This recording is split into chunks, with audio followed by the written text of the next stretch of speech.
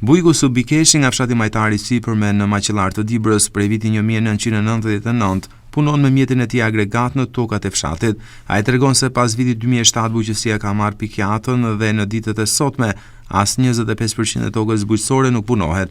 Sipas Keshit, kjo ka ardhur si rezultati i mungesës së mbështetjes së shtetit për bujqësinë. Janë toka të qersës, njerëzit kanë ikë, pare nuk kanë. Punë ku dalin kështu, punë më shumë për vete. Po disa i japin, disa si japin, se s'ka s'ke që thohu njerëzve, se nuk kanë. Japin, përgjithsi, s'ke që thohu, pak, sa me kalu, familje nga mëjt, që ashtu me sakrifica. Ku bëni materiale kështu, jo e balla, jo larëme, jo frezeme, ashtu, po bujqësie, transport. Bujqësia është shumë rënje, as qereku i tokës nuk mbjellet.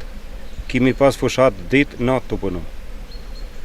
Ka qenë 2000, 2005, 2007, ka qenë shumë mirë, edhe natën punoshin. Kurse tani punim 2 orë në ditë, 3 orë në ditë.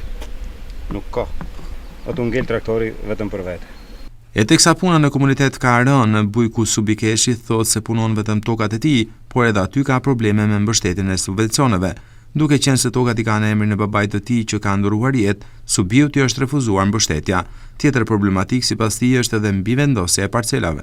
Kemi aplikuar, nuk në ka dhënë, nuk i ke tokat, unë i kam tokat për sipër, i ka plaku, plaku më ka ndëruar jetë, edhe nuk i japin si fjala, nuk i ke për mi vete tokat, për sipër. Që kemi morim ti kontrollim tokat disa dalin në vene ku dura, disa nuk nodhen në atë ven ku janë. Janë ndryshuar me parcelat. Parcela ime ka i diku tjetër, ati tjetrit ka ardhur ke unë, prandaj nuk rregullon dokumentat, letrat. Kemi shku disa herë, kemi ankohë, da bëjmë, asnjë gjë.